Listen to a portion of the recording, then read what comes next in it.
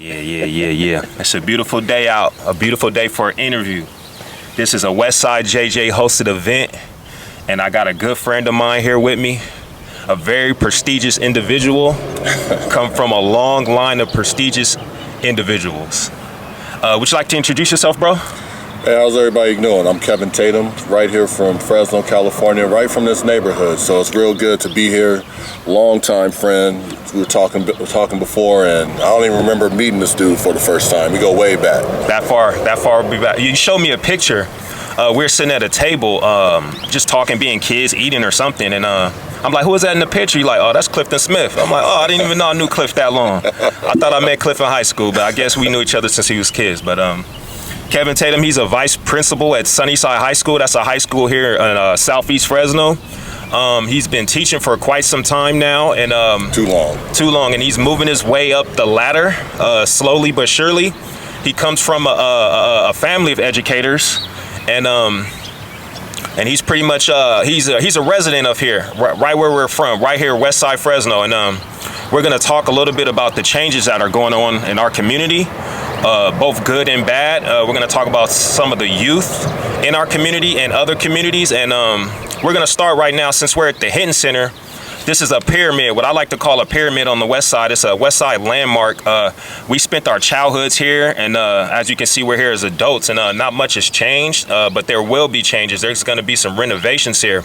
Right to our right is a satellite campus for Fresno City College, and that's a totally new thing for the west side. Like, we don't have anything that's nice here. It started actually with Gaston, and they're matching it here with this satellite campus. And what do you think are some of the benefits of having this campus on the west side? Hey, it's a beautiful thing, and what I like about this, having this satellite campus set up, is kids get to see higher education in the neighborhood. Seeing is believing. So being able to walk down the street and see an actual college, see kids going to college, going to class, being able to interact with that does a lot for the young mind. And not only this, you're going to have kids who are going to be able to go from Gaston Middle School to go to Edison High School and be able to take college courses while they're still in high school. So I think that's humongous for our community and for our kids. Okay, exactly. That brings up the property value, and it, like you said, seeing is believing. We had to go other areas of town to see higher education, to see higher learning, and now it's right in the backyard of the kids, and this is considered the ghetto, the hood, one of the low income areas in Fresno. There's plenty, so to have a satellite campus right dead in the middle is huge, and it's going to bring businesses, it's going to bring jobs, and That's right. And I'm one of the people who I still live on the west side, and I'm one of those people who pretty much is out the loop, and there's a lot of changes going on, and there's not a lot of people involved in it. Like, we can easily go to these council meetings and learn about them, but we kind of get secondhand, third-hand information, and I'm guilty too. That's why I don't bark too much about the changes. I kind of get them as they come. But what are some of the misconceptions of some of the changes on the west side? Yeah, I laugh, I chuckled a little bit just because, so I can remember when the specific plan was coming out. It came out around 2014, and we had originally had meetings going on at Gaston Middle School. So what took place was you had a couple of consultants come, and they had a kind of like a community town hall meeting where they wanted a community input on what they wanted on the west side. Mm-hmm. And it was just sad to see just so much negativity coming from our community. We have some people who meant well, but they have been burned so much from the different plans that's been told about coming about. But this time they were really serious. So what took place was the first meeting, there was a lot of hostility in there. We didn't get a lot done, so they postponed it for the next time. So it went from having a full cafeteria at Gaston to having maybe between 12 and 20 people with the consultants and going over what we really want. So a lot of misconceptions come from people in our community feeling burned, but at the same time, when you burn, I feel like that's the time where you really fight, you really organize, you unite, and then you really get your voice out there. So that's like a big misconception, just people missing the meetings, not being involved with it, and then once everything is laid out, wanting to complain about what was decided. Right. Once everything's already stamped and sealed, now they want to complain. And that's kind of where I fall in. So again, like, I should be someone who's more involved. My grandmother, she used to drag me to city council meetings, and without warning, like, I go pick her up, I wheel her in, and she goes and speaks on the west side. She wanted restaurants, she wanted movie theaters, she wanted nice things. So I think she'd be happy to see that there's a satellite campus here. She would be happy to see that Carver was tore down and they built this nice campus, Gaston. She'll be happy to see some of these changes, and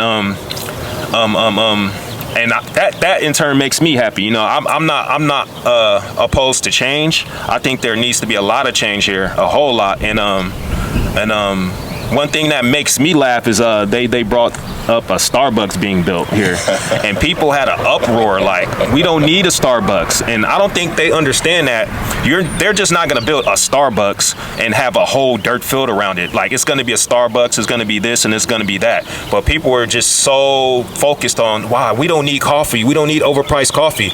What they don't understand too is there's a college campus here. College kids love Starbucks, and that again brings more jobs. Like, so I don't really get why people will complain about that. One thing that I do understand the complaints about, what I don't understand is the Cesar Chavez Boulevard. And I get that they want to put that street out here, but why so long? Like, from, it's what, Kings Canyon and Clovis all the way to, well, what would be California and like Marks, right? Mm-hmm. In my opinion, I figure it should be whatever Ventura is, that should be Cesar Chavez Boulevard. And what do you know about that? Like, what is your knowledge on that?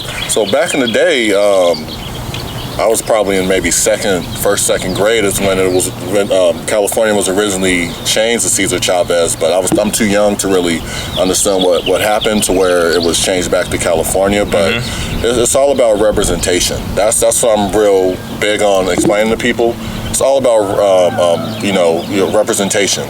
Who's at the meetings, who's speaking up for it. So we currently have a city councilman who is Latino, or Latinx is the political term, but who is Latino, and he's inspired by Cesar Chavez. So him having an opportunity to show love to somebody who's inspired him by having a street named after him is big. So that's something that he fought for, and that's something that he organized people to fight for. So I personally think that it's pretty cool, because you have an intersection in a city where you have two civil rights leaders at an intersection. You have Martin Luther King intersecting Cesar Chavez. And to me, that's powerful. Now, on my own personal opinion, I would think it would be cool if it was named after Dolores Huerta, because she's the one who really pushed the whole farm labor movement and all of that historically, and she's the one that organized a lot of stuff, and she's still living. So it would have been cool for her to have a street named after her. But as far as it being so long, we got to remember that Fresno, the majority of the city is Latino, and that's the voice that's out there. I'm not knocking it or anything like that, but if you want something done in the city, you got to organize, you got to voice the opinion. So the people wanted it to go that far. And sometimes in politics, when you want something done, let's say he only wanted the Ventura area done, and he's going to face a lot of opposition for that. So if you extend it and say, hey, I want it to go all the way out there, they'll say, okay, we'll just give you this small part. So it's also political haggling too. I'm not saying that's what happened, but when you ask for something, you got to go big. So got you. That's what I. It's almost like shooting for the moon and you land amongst the stars. That's pretty it. much. Like, if you start small, you're gonna get smaller. That's right. Right. Okay, That's that makes a ton of sense, because I was thinking like, wow, I'm not against it. I totally get it, but I'm like, whoa, Kings Canyon, that's long. Yeah, that is that's like, Kings Canyon is the east side Blackstone. That's like them changing Blackstone to something different. Something different. So I kind of was like, whoa, that's crazy. That's and big. I didn't know people were so invested in California. Like, I didn't know that street was something to people. Like, are they just complaining just to complain, you think? I think, sadly in our city, and this is something that we really got to work on, not just in our city in California, this division between black and brown. Like, that's got to stop. we're both two groups who are really struggling to get to the top. We're both oppressed people. We can argue who is oppressed more or less, but the oppression is still there. And I just think a lot of that is just a part of that division, as far as we don't want these Mexican people to get something else named after us when we want more black stuff. Like, I would argue that, we need to extend Martin Luther King, because that street's not long enough. I mean, this man changed the world. His street needs to be longer too. But, if that's something that's got to happen, it's something we got to fight for. Yeah, would you think further south? I say we or need to go into Pottle? Yeah, we need to go into Pottle. Oh, okay. That way. At least to about Fresno Street, right? Going that way. That's what I believe. Okay. Yeah, that's something to talk about. And we actually do have streets named after black people. That was one of the things, like, oh, why don't we name it after a black person? Like, we have Reverend Chester Riggins. Which is, in our neighborhood. We have Martin Luther King. Mm-hmm. I mean, I think the Hispanics deserve recognition. Absolutely. Especially with them being the majority. Absolutely. And the West Side isn't the black side of town anymore. And I always tell people this, like, people want to fight for the West Side, which is cool. I'm always rep the West Side regardless of who's here. It could be all Asian. It can be all Caucasian. It can be all Punjabi. I'm going to still say, this is the West. That's it. Because for what it was when we grew up, and what it meant to us. Like, and so I'm not against Hispanic or Latino hero having his own street on our side of town. They need to see that too as well. Exactly. And so they need representation as well. So I don't know. People like to complain. What are some of the West Side changes that you do like? Oh man, so I was really excited with the specific plan when that came out, and even being a part of it. Like just like you, I live in the community too. This is my area. I take a lot of ownership. Just with family. I don't have to go into detail, but both sides of my family are heavily rooted in this city, good and bad, but heavily rooted on the West Side. And the specific plan is going to bring to our community what we really need, and the big thing is jobs. I mean, JJ brought up the Starbucks. Wouldn't it be cool to have our kids at Edison getting a job at Starbucks and not having to drive way across town for work experience? I even like the green space aspect of it. We don't really have parks over here where kids can go out and play. Families can have barbecues and things like that. And if you look at research, green space helps mental health. So if people see greenery, that automatically increases your mental health. I like what we're working on as far as cutting down the pollutants. There was a plan about the brownfields, and if you don't know about brownfields, what it basically is contaminated land. It may have been a gas station on top of it or whatnot, and you can no longer build on it. It has to be fallow land because it's so contaminated. So with the brownfields plan, our federal government gave money to revitalize land to, change the soil and make it to where it's safe to build on. Like St. Rest is getting a food bank built on their property. Right. So now that's more jobs, that's more opportunity, that's more people who can get help. So, I mean, there's so much I could talk about. I can talk about an hour about the specific plan, but the housing that was built in Chinatown, they have a really nice apartment building that was put up, and it's for low income. It's mixed income, but it's mainly people who had low income were able to get a place to stay. So my cousin lives over there, and this is her first time having her own place. And it's nice, it's brand new, and it's affordable. She don't have to be in the projects like back in the day. Yeah. So she's in a nice area. So you're gonna have a lot more of those projects built. I'm excited about potential the movie theater being built in this area near the college campus and the shopping center. Like, imagine kids being able to go to the movies over here and not having to go all the way to River Park or Maya. I mean, that's gonna be beautiful. Yeah, hell yeah. Right, and you were mentioning the green. I was talking with a gentleman, Syrup, and he does a lot of work in the community, and they're basically, I don't know what it would be, planting trees. And he told us, like, trees, of course, it helps the air. You say mental health, green helps mental health. I didn't know that. That's new, but it also brings up it also brings up the property value. Yes. So that was dope. We spoke to him. Me and my cousin spoke to him about that, and he informed us on that. Yeah, he's doing a lot of good work. Yeah, some of the changes I like are some of these houses, like they threw up some apartments over this way, some townhouses over this way. They got some apartments over here across from Edison. Edison even looks a little nicer. They didn't remember what it looked like. Yeah, they done renovated the gym over there. Those apartments they threw up over there by the Johnny Quick off of Fresno Street. Those are nice. There's nice things, you know. They are tearing down some of our landmarks, some of our pyramids, but you know, you got to lose some to gain some, you know. And I'm excited to see what they do with the Hen Center. I kind of want them to do a little bit with Frank H. Not necessarily on the outside, unless needed, but more so on the court. You know, make the court look a little nicer, the bleachers a little nicer, the stage a little nicer. You know, that's a nice gym. Get the pool right, the outdoor courts right. You know, get all that together too. That's right. So there are good changes, and when I was young, I think I was like most people. I was against some of it. I'm like, why are they getting rid of this stuff? Why did Louis Key get closed down? What's going on? They're taking away our history. They're taking away what we grew up seeing. But at the end of the day, change is needed, especially on the west side.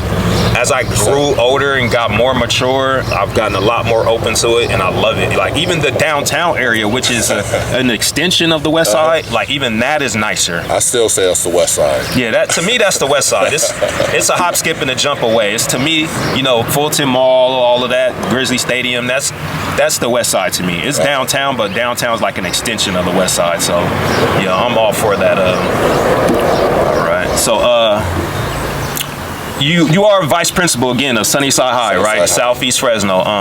Do you have a dream job? So my dream job, and I don't tell a lot of people this, but I'll make it, I'll make it known. I really want to go into educational consulting. That's a big plan of mine because I feel like working in schools, even though I love it, it's beautiful, but we're very limited in what we can do, and our scope is not as big. So when I was a teacher, I'm not going to go through my whole journey working in education. I started out as an instructional aide and a noontime assistant. I worked my way up to a teacher, but as a teacher, I was only responsible for my class. I couldn't dictate what happened in the next room or what other students were learning. So I said I need to be an administrator so that I can train teachers and work with more kids. Well, as an administrator now, I'm stuck only working at Sunnyside, so I can only work with the teachers there and the students there. As an educational consultant, I can take my knowledge nationally. So that's something I'm really interested in. My master's is in education and school administration, educational leadership. So that's my background, and it's something that I can take to the next level. So that is my dream job, going into consulting to really share some of this knowledge that I've been given. Okay, I like that. That's deep. Yeah, I was hoping you say principal at Edison. That's the answer I was looking for. That's the answer you're looking for. Yeah, if it happens, hey, I'm not beyond it. I would definitely love to be at Edison. Yeah, that's the answer I was looking for. I was like, yeah. Say Edison. Say Edison. Yeah. Obviously, you enjoy working with kids. With the youth, building up the youth, which is very important. Yeah. They always need focus. They should always be the main focus, in my opinion. Oh yeah, all day. Is the youth, because they're projects. They're still growing. They're still working. You know, they're plants that need water, that need growth. And we were just talking earlier about there's adults who always like to badger these kids and say like, oh, back in my day, we wouldn't have done that. Back in my day, these kids, this, that, and the third. And that's BS.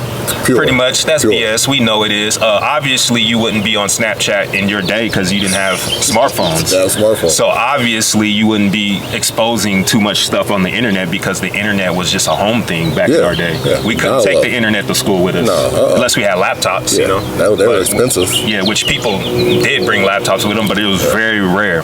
So. What I would say about them is I think they're a year or two ahead, both negative and positive. Wow. Like, I think once they get to 16, 17, they feel like they're 19, 20, and they can talk to adults a certain way. But they're also 16, 17 doing things that 20, 21-year-olds in our day were doing. You know, like we said, there's a kid from the west side who's flying planes. It's beautiful. He's a teenager. You know what I mean? A teen. Yeah. So they're advanced in that way. You know, there's also the negativity, and people like to focus on the negativity, but there's a lot of positivity too as well. And what are some of the things you see in the kids and some of the things that people get wrong about the youth? And this is what trips me out. So we're the adults now. So our kids are the ones that are out there. And what we forget as adults is we had grown people leading us into the right direction. They were the ones giving us the game. They were the ones telling us right from wrong. Or if you ditch in class, somebody's grandma will pull up and like, hey, yo, ain't you supposed to be in school? So as adults, we're supposed to be the ones teaching this next generation.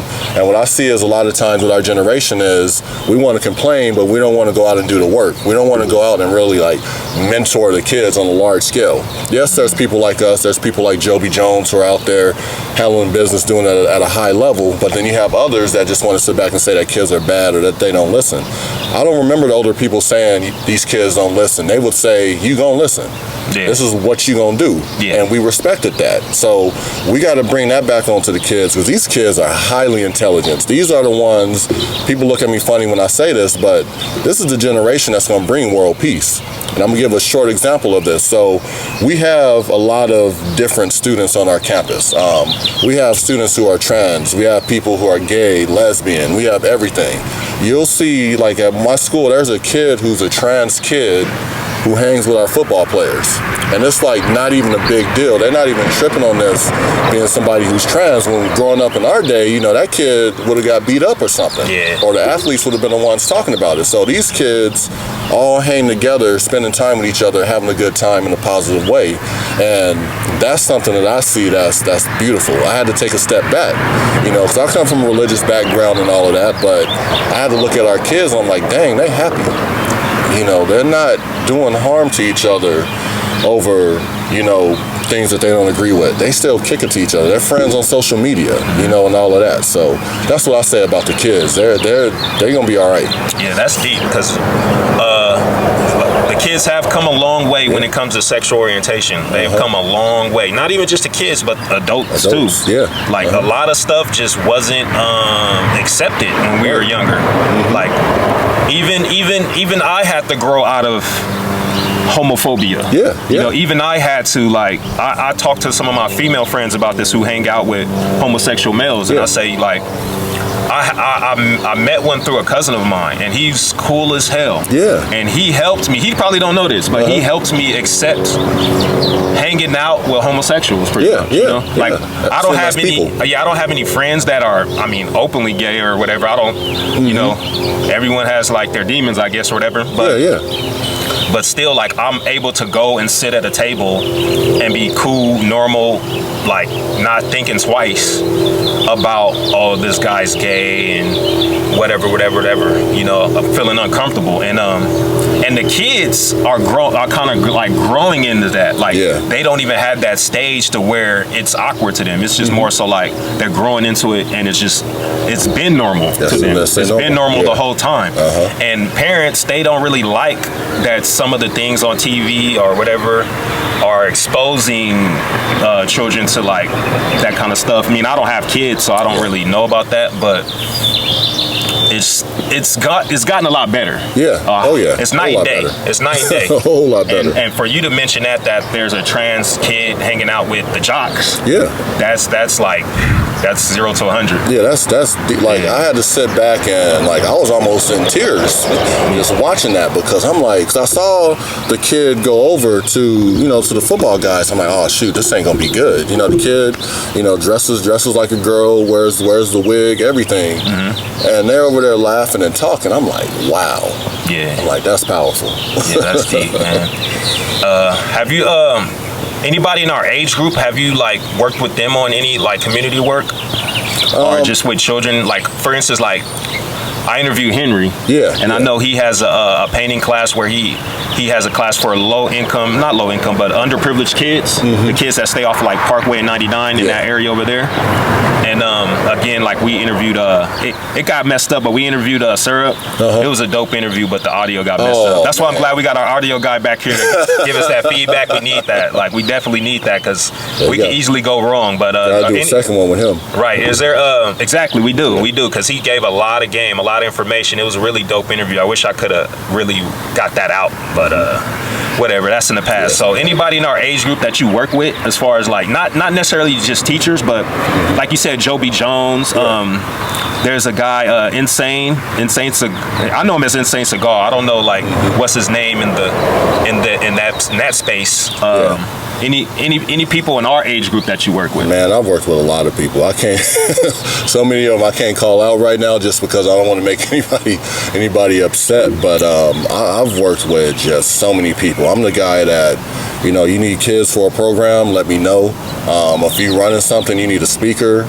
I mean, there's just a lot of people I've worked with. Like I coached basketball for a minute and was able to reconnect with a lot of people, which was a lot of fun. Did basketball camps? I would do the Bruce Bowen basketball camp, and it was good seeing like Veron's son out there, doing his thing. Him growing up, and just me laughing at him doing stuff on the court that he doesn't realize why he does it, and it's because of his genetics. So he does a lot of stuff that his dad would do. I just remember seeing him do a fadeaway and kick his leg. I'm like, man, that's so Veron. I mean, that's crazy. Yeah. But I've collaborated with a lot of people. I'm not a guy that's really like center stage with everything, just because I want other people to have shine. I don't want it to be Kevin Tatum brought out this idea. So right now I'm working with somebody. I'm developing a math program because a lot of our kids struggle with the higher level math from algebra all the way up. And I was listening to this guy, Neil deGrasse Tyson, who's a big time, physicist. And he said, we need more engineers. I'm like, dang, could you imagine if you have kids like here on the West Side with all these creative thoughts? Imagine them getting good in math and being the people that develop the next spacecraft that can get us to a different galaxy. Right. So I'm developing that program currently as we speak. It's in its infancy. I'm testing it out at Sunnyside, but doing things like that. So but I work with a lot of people. Oh, that's dope. That's dope, man. I appreciate you, man, for taking the time out. It's a Sunday morning. Sunday morning. That's like rest time. Yeah. That's my rest time. But Sabbath. We had to make it work, and I appreciate you stopping by, giving me the opportunity to interview you. Very dope, very, very dope. Appreciate you. Any last words? Anything you want to leave the people with? Well, first and foremost, support this brother right here. I mean, he's been doing this thing, always been creative since we were little. I mean, I don't know if people know, but this is probably one of the best rappers out here. Can't many people touch him on the microphone. I mean, it's just easy, and he's been doing it for a while now. I heard rumors that back in the day that you would be in the chat rooms typing up your raps. Battling people online. Yep. So support this brother right here, man, and me big time, support the community. Don't go out complaining. Go out and organize. Organizing is real big. We had Barack Obama as our president, and that's something that he really pushed, community organizing. Some people liked him, some people didn't, but he was real big on people getting in your community, organizing and getting things done. A group of people together can handle anything. I mean, I'm looking at Gaston right here, which people said would never happen. I'm looking at this college right here, which people said wouldn't happen. Edison's new gym being put up. I just remember bringing my players in to talk about what they wanted. I was a part of one of those initial meetings to get that built. Right. Okay. That's pretty much it, man. You gave us a mindful. You definitely gave us a mindful, and that'll wrap it up. This is a West Side JJ hosted event. I'm here with my boy Kevin Tatum Jr. And that's it, man. It's a wrap, folks. Appreciate you.